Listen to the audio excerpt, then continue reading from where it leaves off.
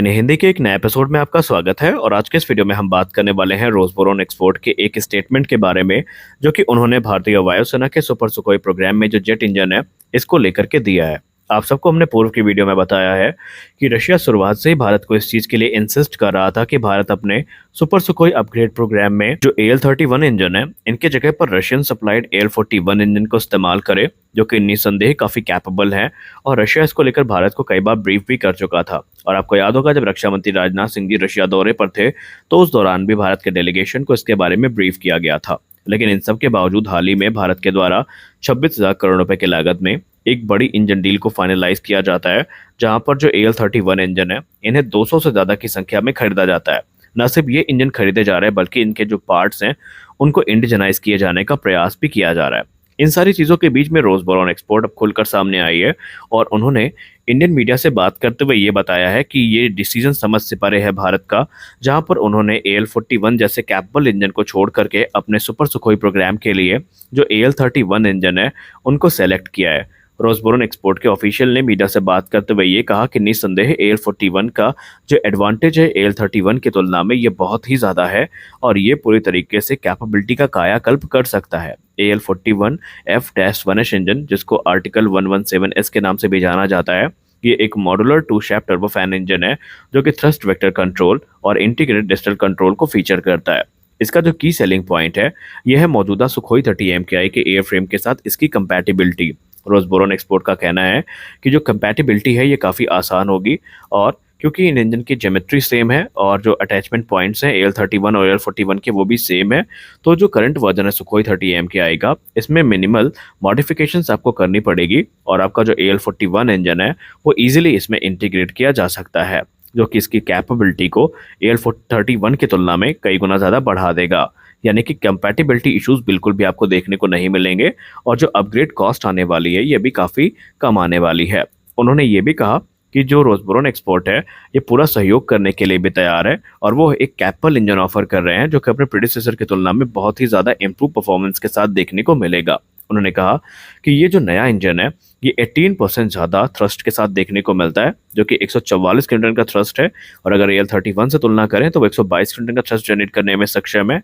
इसके अलावा इसमें एक नया लो प्रेशर कंप्रेसर इस्तेमाल किया गया है जो कि इंक्रीज्ड एयर फ्लो और एफिशिएंसी के साथ में है।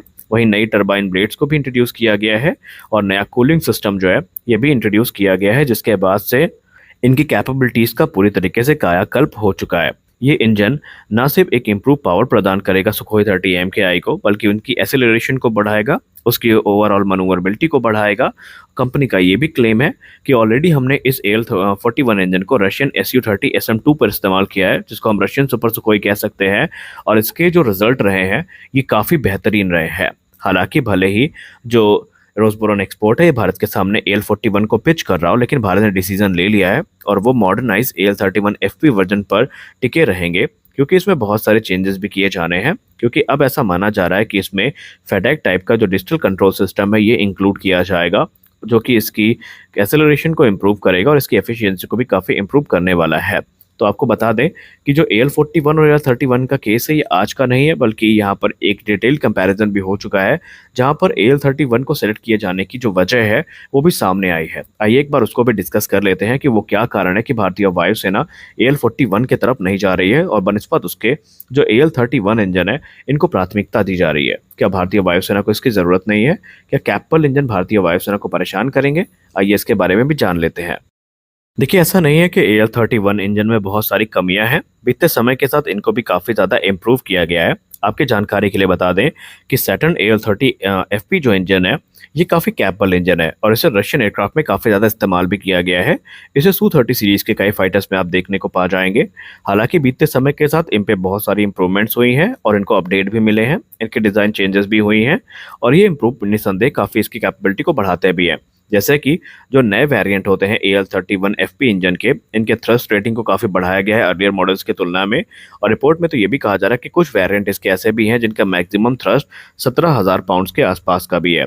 इनकी जो एफिशिएंसी है उनको काफ़ी इंप्रूव किया गया है। नई AL-31 FP इंजन की जो एफिशिएंसी है उसको काफ़ी इंप्रूव किया गया है, जिसका मतलब ये है कि ये ज़्यादा फ्यूल एफिशिएंट है और कम एमिशन को प्रोड्यूस करते हैं। इनकी जो ड्यूरेबिलिटी है इसको भी इनहेंस किया गया है। AL-31FP इंजन को इस प्रकार से डिज़ाइन किया गया है कि इनको ज़्यादा रिलायबल बनाया जा सके और लॉन्ग टर्म सर्विस में ये ज़्यादा दिक्कतों को पैदा ना करें, और इसके लिए बहुत सारी जो इम्प्रूवमेंट्स हैं वो इसमें की गई हैं। मेंटेनेबिलिटी को भी ध्यान में रखा गया है। शुरुआती जो वेरिएंट थे AL-31 के, उनमें मेंटेनेबिलिटी इश्यूज काफ़ी ज़्यादा थे, जिनको बाद में यहाँ पर रिजॉल्व कर लिया गया है, और इसमें जो मॉडुलर कंस्ट्रक्शन है वो देखने को मिलता है, और जो मेंटेनेंस पॉइंट है उनका ईजी एक्सेस भी देखने को मिल जाता है। लेकिन यहाँ पर जो चीज़ें हैं वो सिर्फ इतनी ही नहीं है, बल्कि इनका जो TBO है, टाइम बिटवीन ओवरहॉल है, इसको भी काफ़ी इंक्रीज़ किया गया है भारत में, और ये काम रशिया के सहयोग से भी हुआ है। और यहाँ पर जो ये इंजन है, अब ये पूरी तरीके से भारतीय वायुसेना की रिक्वायरमेंट को पूरा करते हैं। लेकिन आपको बता दें कि इसमें बहुत सारे परिवर्तन भी हैं। दरअसल AL-31 इंजन में अभी भी बहुत सारे कोर इश्यूज हैं जिनको रिजॉल्व करना बाकी है, और उसके लिए भारत रशिया से सहयोग मांगता है। लेकिन रशिया ने अपने ऑलरेडी हाथ खड़े कर रखे हैं। उनका कहना है कि वो इससे ज़्यादा अपग्रेड इसको नहीं कर सकते, और वो भारत को AL-41 का प्रस्ताव देते हैं। AL-41 की बात करें तो इसके बहुत सारे डिफरेंसेस हैं AL-31 से, जैसे कि AL-41 काफ़ी एडवांस इंजन है AL-31 की तुलना में।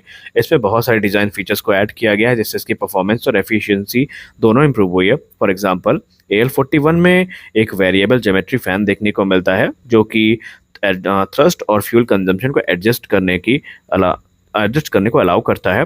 इसके अलावा ये नीड के हिसाब से एयरक्राफ्ट की जो फंक्शन है वो कर सकता है। लेकिन AL-31FP में ऐसा कोई भी फीचर आपको देखने को नहीं मिलता।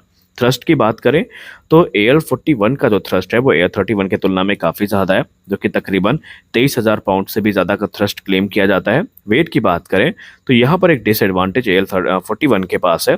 ये AL-31 की तुलना में थोड़ा भारी भी है और बड़ा भी है। अब इसके अगर हम ड्राई वेट की बात करें तो AL-41 का जो ड्राई वेट है वो अराउंड 4,400 पाउंड्स का है, जबकि AL-31 का जो ड्राई वेट है वो 3,500 पाउंड्स का देखा जाता है। तो ये सारी चीज़ें हैं जो आपको एक बड़ा अंतर देखने को मिल जाती हैं। अब अगर हम एप्लीकेशन की बात करें तो जो AL-41 है, इसका इस्तेमाल Su-35 और Su-57 फैलन में देखा गया है, जबकि AL-31 जो है वो Su-27, Su-30 और Su-33 जैसे जो एयरक्राफ्ट हैं उसमें देखने को मिलते हैं।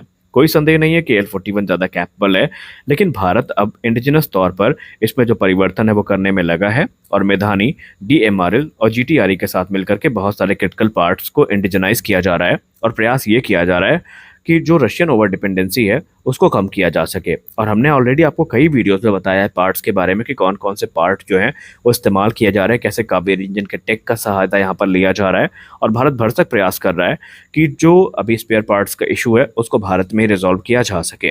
तो अभी फिलहाल तो इंडियन एयरफोर्स की नीड को देख के नहीं लगता कि वो AL-41 की तरफ जाएंगे, और अगर अब कोई इंजन रिप्लेस कर पाएगा तो हो सकता है वो कोई इंडिजिनस इंजन ही हो, क्योंकि AL-41 के चांसेस अब लगभग ना के बराबर हैं। तो आज के इस वीडियो में बस इतना ही। आशा करते हैं ये वीडियो आपको अच्छी लगी होगी। वीडियो अच्छी लगी तो वीडियो को लाइक करिए, नए हैं चैनल को सब्सक्राइब करिए। मिलते हैं अगले वीडियो में, तब तक के लिए जय हिंद।